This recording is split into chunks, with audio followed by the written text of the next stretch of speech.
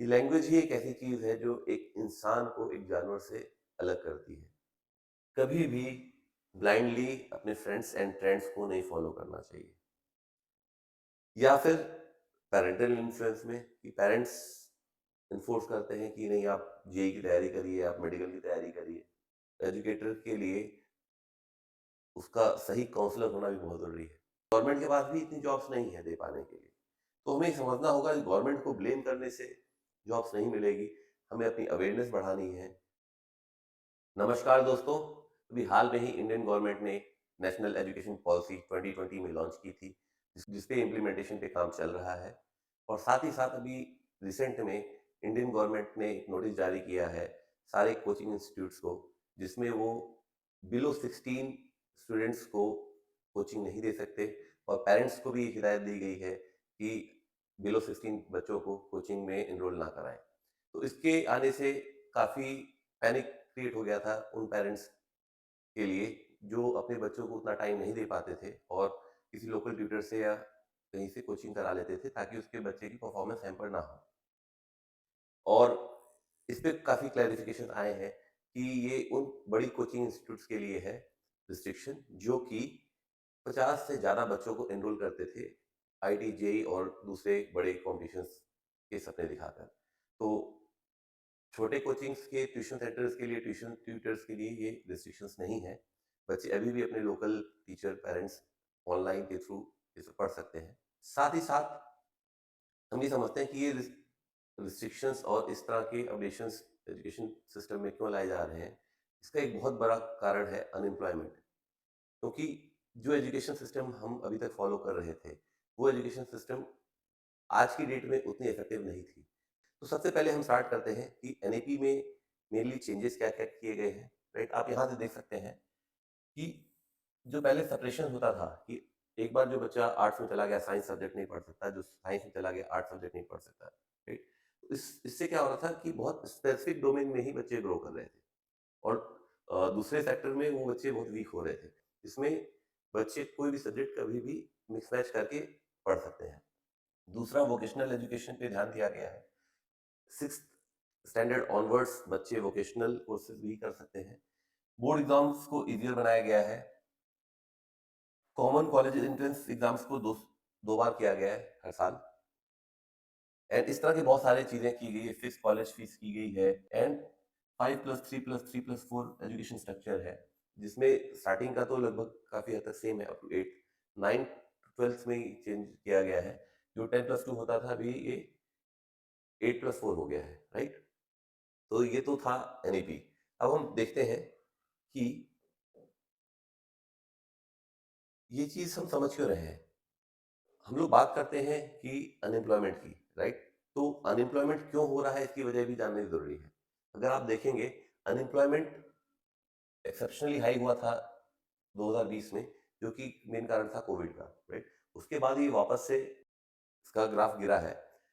But साथ ही साथ अगर आप ध्यान देंगे, इन एज ग्रुप्स में आप देखेंगे, चलिए ये जो एज ग्रुप है, ये तो नॉर्मली बच्चे इस समय पढ़ ही रहे होते हैं। आपके 10th में आप 15 साल के होते हो तो 10th में होते हो, 17 साल में 12th में होते हो, तो 2 साल प्रिपरेशन करते हो, फिर ग्रेजुएशन करते हो। यहाँ तक तो ठीक है, बट इसके बाद में जो बच्चे अनएम्प्लॉयड रहते हैं, राइट, इस एज ग्रुप में ये एक चिंता का विषय है और आने वाले समय में ये और बढ़ेगा। कारण क्या है कि यहाँ से जो बच्चे निकल रहे हैं 20 से 24 साल की एज के, ग्रेजुएट होकर, उनके लिए उस टाइप की जॉब्स नहीं है जिस टाइप की उन्होंने ग्रेजुएशन की है, राइट? तो ये समझना हमें बहुत जरूरी है एट अर्ली स्टेज कि हम किस तरह अपना करियर सेलेक्ट करें। और ये कोई भी कोचिंग इंस्टीट्यूट आपको नहीं बताएगा, क्योंकि अगर उसकी कोचिंग सपोज करिए जेई की है या नीट की है, मेडिकल या इंजीनियरिंग की, राइट? तो वो हमेशा कोशिश करेगा ज्यादा से ज्यादा बच्चे नीट के लिए फोकस करें, ज्यादा से ज्यादा बच्चे इंजीनियरिंग के लिए फोकस करें, बजाय इसके कि जॉब्स किधर है।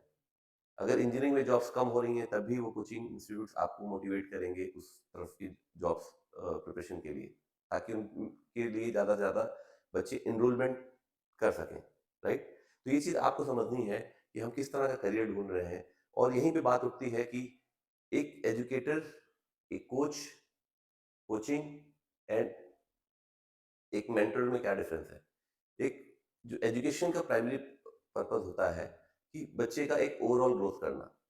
एक कोचिंग का फोकस होता है कि एक पर्टिकुलर डोमेन में ही उसको एक्सेल कराना, राइट? और एक मेंटर का रोल होता है कि बच्चे को उसके इंटरेस्ट, कैपेबिलिटी एंड उसकी कंडीशन के हिसाब से उसको गाइड करना, काउंसिल करना कि किस तरफ उसको जाना चाहिए और उसको क्या-क्या ऑप्शंस हैं, ये सब उसको अवेयरनेस उसके लिए होनी चाहिए। तो हमें ये समझना होगा कि सैचुरेशन ऑफ जॉब्स किधर है, किस सेक्टर में जॉब्स सैचुरेट हो रही हैं। जितनी जॉब्स हैं मार्केट में इंजीनियर्स के लिए और जितने इंजीनियर्स निकल रहे हैं, क्या वो उसका रेशियो क्या है?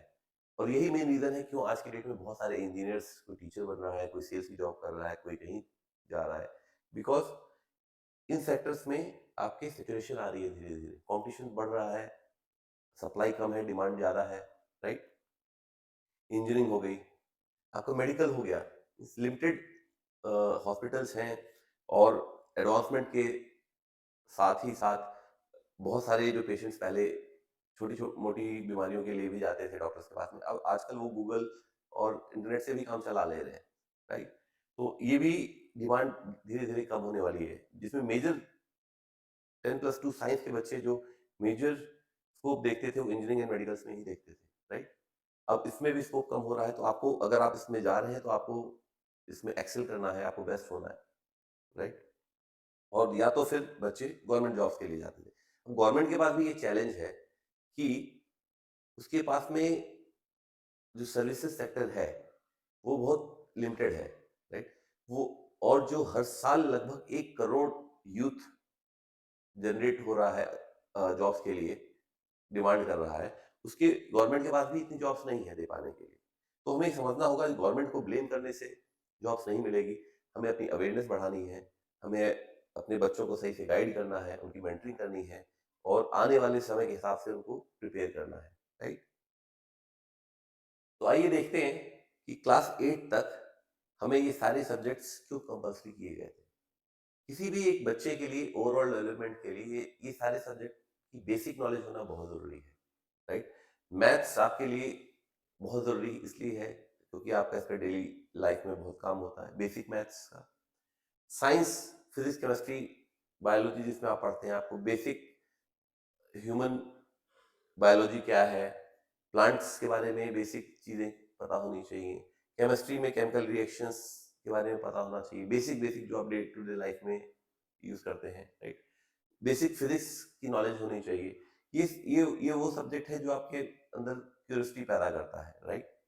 सोशल साइंसेज में आप हिस्ट्री, सिविक्स, ज्योग्राफी, इकोनॉमिक्स पढ़ते हैं, इसमें बेसिकली आपको ज्योमेट्री बताई गई है, जियोग्राफी बताई गई है, आपका कंट्रीज के बारे में, आपके देश के बारे में, आपके स्टेट्स के बारे में, गवर्नमेंट्स के बारे में बताया जाता है, किस तरह गवर्नमेंट फॉर्म होती हैं। सिविक्स में आपके संविधान, कॉन्स्टिट्यूशन के बारे में बताया जाता है, आपके ह्यूमन राइट्स के बारे में बताया जाता है, ये फंडामेंटल राइट्स हैं आपके, ये सब चीज़ें आपको पता होनी चाहिए। बचपन में हमें इन सब चीज़ों का इम्पोर्टेंस नहीं होता है, लेकिन जब आप बड़े होंगे, आपके ह्यूमन राइट्स का आपको पता होना बहुत ज़रूरी है। ये आप बाद में रियलाइज़ करेंगे। एज़ अ पेरेंट ये आपका काम बनता है कि अपने बच्चों को इन सब सब्जेक्ट्स में भी ध्यान दें, क्योंकि बेसिक मिनिमम रिक्वायरमेंट है। अभी हो क्या रहा था कि बच्चे पेरेंट्स इतने ज़्यादा कीन हो गए थे बच्चों को आईआईटी और नीट में सिलेक्शन दिलाने के लिए कि इन सब चीज़ों पे फोकस ही नहीं था। सिर्फ़ और सिर्फ़ मैथ्स एंड साइंस उनके दिमाग में चल रहा था, राइट? तो ये बहुत ज़रूरी है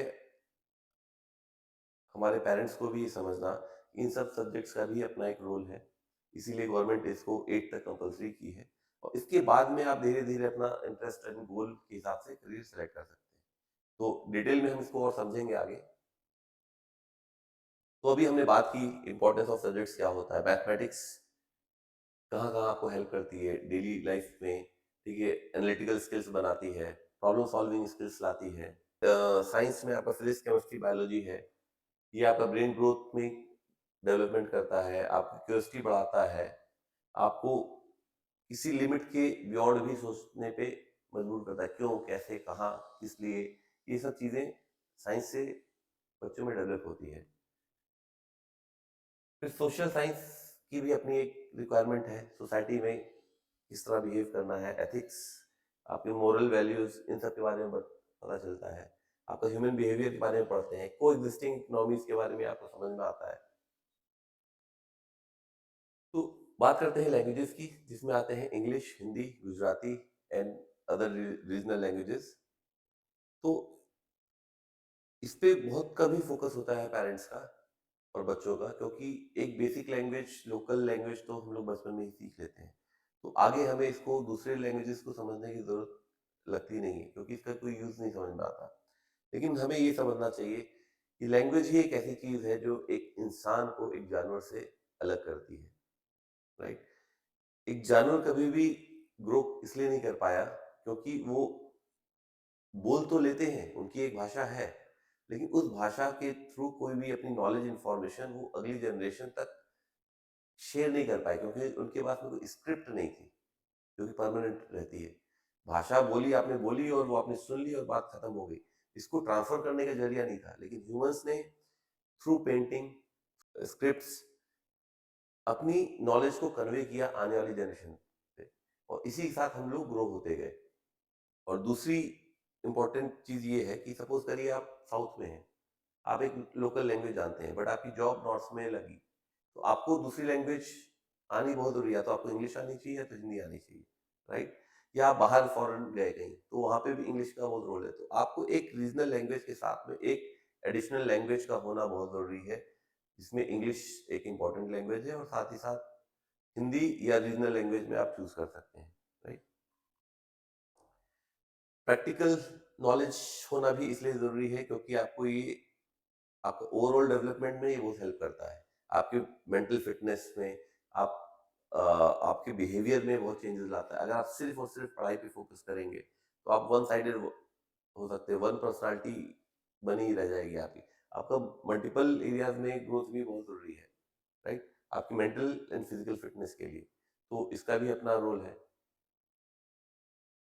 तो ये तो हमने देख लिया कि ये सब्जेक्ट्स क्यों इंपॉर्टेंट थे जो हम क्लास 8 तक पढ़ते थे। लेकिन अब बियॉन्ड क्लास 8 आप सब्जेक्ट्स को कैसे सेलेक्ट करेंगे, ये हम देखते हैं आगे। नॉर्मली क्या होता है, बच्चे क्या करते हैं, अपना पीयर ग्रुप में देखते हैं कि उनके साथ वाले कैसा काम कर रहे हैं, क्या ऑप्ट कर रहे हैं, क्या पढ़ रहे हैं, वही हम सिंपली उनको फॉलो करते हैं और वो चीज ले लेते हैं। या फिर पेरेंटल इन्फ्लुएंस में, कि पेरेंट्स इन्फोर्स करते हैं कि नहीं आप जेई की तैयारी करिए, आप मेडिकल की तैयारी करिए, बिना ये जाने कि मेरे बच्चे की कैपेबिलिटी क्या है, उसका इंटरेस्ट किस में है, क्या उस वो इतनी देर बैठ के पढ़ सकता है, राइट। दूसरा सोशल इन्फ्लुएंस, समाज में एक धारणा बनी रहती है कि ये चीज गंदा है, ये जॉब गंदी है, ये चीज अच्छी है। उसके हिसाब से हम अपना करियर डिसाइड करते हैं और सब्जेक्ट्स को सिलेक्ट करते हैं, बट ऐसा नहीं करना चाहिए। हमें कभी भी ब्लाइंडली अपने फ्रेंड्स एंड ट्रेंड्स को नहीं फॉलो करना चाहिए। हमें तो करना क्या चाहिए, नो योर इंटरेस्ट, यहाँ पे सॉरी आर मिसिंग है, know your interest and career options. आपको पता होना चाहिए आपके पास ऑप्शंस क्या है और आपका इंटरेस्ट किस में है। नो योर कैपेबिलिटी, आप कितनी मेहनत करने के लिए रेडी है और क्या कर सकते हैं। नो योर कंपटीशन, ये बहुत जरूरी है। अगर आपको आपका कंपटीशन ही नहीं पता, कितने बच्चों से मेरा कंपटीशन होगा इस फील्ड में, इस जॉब को लेने के लिए, तो आप उतनी मेहनत नहीं कर सकते, उस तरह से आप पढ़ाई नहीं कर सकते। एंड लास्ट, उसके हिसाब से, इन तीनों चारों चीजों के हिसाब से आप अपना गोल सेट करते हैं। इसी गोल की बेसिस पे आप अपना सब्जेक्ट सेलेक्ट करेंगे कि आपको physics, chemistry, biology, maths, social sciences, arts, sports, क्या चीज ऑप्ट करनी है, राइट। अब ये चीजें पता कैसे चलेंगी, आपके पास में ऑप्शंस क्या हैं, आपका इंटरेस्ट किस में है, ये हमारा काम है।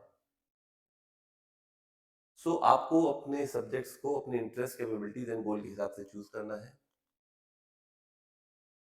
साइंस एंड मैथ्स किन बच्चों को लेनी चाहिए, अगर आप इन सब्जेक्ट्स में अभी तक अच्छा परफॉर्म करते आए हैं, आपका इसमें इंटरेस्ट है, आपको मशीनों में इंटरेस्ट है, क्यूरियोसिटी है आपके दिमाग में, राइट? और आपके पास एबिलिटी है to spend long hours with books and computers. ये बहुत इंपॉर्टेंट है। ये आपको जब आप 8th क्लास में आते हैं, यानी कि आप करीब 13-14 साल के हो जाते हैं, इस टाइम तक आप में ये चीज़ आपको पता चल जानी चाहिए। कॉमर्स कॉमर्शियल स्टडीज़ किसको ऑप्ट करना चाहिए? जो कि मैथ्स एंड इकोनॉमिक्स में अच्छे हों, ठीक है? जिनको नंबर्स से और डेटा एनालिसिस से काम करने आना चाहिए, राइट? और क्यूरियस हो बिज़नेस ट्रांज़ैक्शंस और इन सब चीज़ों के बारे में। थर्ड है सोशल साइंसेज़, किन बच्चों को लेना चाहिए? जिसमें हिस्ट्री, ज्योग्राफी, सिविक्स है, आपका वर्सटाइल रीडिंग है और ऑब्जर्वेशनल एंड एनालाइजिंग पावर है, राइट? अब पॉइंट ये होता है इंटरेस्ट तो आ गया, कुछ बच्चों का इसमें इंटरेस्ट है, कुछ बच्चों का इसमें इंटरेस्ट है, जिनको जो बच्चे इन दोनों में उतने अच्छे नहीं होते, वो ये चीज़ ऑप्ट करते हैं सोशल साइंसेज वाले सब्जेक्ट्स। बट पॉइंट ये है कि इन चीज़ों को पढ़ के आपको आपका करियर कैसे डिसाइड होगा, तो ये चीज़ भी जानना ज़रूरी है। ये लेने से आपके पास में ऑप्शंस क्या है, ये लेने से आपके पास ऑप्शंस क्या है, ये सब्जेक्ट चूज करने के बाद आपके पास ऑप्शंस क्या है। तो इसको समझने के लिए हमें समझना पड़ेगा करियर ऑप्शंस।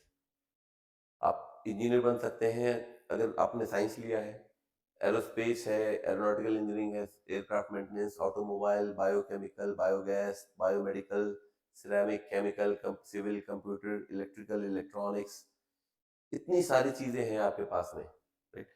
और इंस्ट्रूमेंटेशन है, लेदर है, कंप्यूटिंग है, माइनिंग है, पेट्रोकेमिकल है, प्लास्टिक है, पॉलीमर है। तो इतनी सारी फील्ड्स हैं एक साइंस स्ट्रीम स्टूडेंट्स के लिए, एक इंजीनियरिंग स्टूडेंट के लिए। यही वजह है कि ज़्यादा से ज़्यादा बच्चे इंजीनियरिंग के लिए एनरोल करते हैं, बट इनको इस सारी फील्ड्स की नॉलेज ही नहीं है। उनको कोई गाइड करने वाला नहीं है कि उनके पास में ये ऑप्शंस भी हैं और वो इन ऑप्शंस के लिए उनको क्या करना चाहिए। सपोज करिए, जैसे मैं अपना ही एग्जांपल लेता हूँ, मुझे एक एक इतनी बड़ी इंडस्ट्री का पता ही नहीं था जो कि ऑयल एंड गैस इंडस्ट्री है, बीइंग फ्रॉम नॉर्थ। बट जब वो अवेयरनेस आई, एक अच्छा कैरियर उसमें से निकल के आया। बहुत सारे लोगों को काफ़ी सारी चीज़ों की पता ही नहीं है, वो सिर्फ एनटीपीसी, बीएचईएल, पीएसयू में ही लगे रहते हैं एग्जाम्स में, जिसमें कॉम्पिटिशन बहुत ज़्यादा है। तो आपको पता होना चाहिए आपकी फील्ड्स के बारे में, ठीक है? और प्रोफेशंस क्या क्या है आपके पास में, मेडिकल लाइन में क्या क्या है, राइट? तो ये सारी चीज़ें हैं। पायलट बन सकते हैं, एस्ट्रोनॉट बन सकते हैं, नेवल ऑफिसर, फैशन टेक्नोलॉजिस्ट, ये सारी चीज़ें हैं। तो इन सब चीज़ों के बारे में आपको एक्सप्लोर करना चाहिए। इंटरनेट हर जगह है कि क्या क्या अपॉर्चुनिटीज़ हैं। ये है सबसे इंपॉर्टेंट चीज़, आपका कॉम्पिटिशन। आपको एक बहुत अर्ली स्टेज में ही पता होना चाहिए कि आपका कंपटीशन का लेवल क्या होगा, सिलेक्शन रेशियो क्या है, कितने बच्चे उसमें बैठते हैं एग्जाम्स में और कितने सेलेक्ट होते हैं। क्या आप उस रैंकिंग में, उस स्लैब में आते हैं? क्या आप उतनी मेहनत कर सकते हैं? क्या आपके पास में उतने पैसे हैं उस कोर्स को पे करने के लिए, राइट? तो ये सब चीज़ों की नॉलेज ना होने के बावजूद, क्योंकि हमने एक बार साइंस ऑप्ट कर ली, फिर हम प्रिपरेशन में लग गए, 3 साल 2 साल जेई की प्रिपरेशन की, और फिर उसके बाद में कोई पेड प्राइवेट कॉलेज ले लिया और उसमें हमने काफ़ी पैसे लगाए और अब जॉब के लिए ढूंढ रहे हैं, राइट? तो ऐसा नहीं होना चाहिए।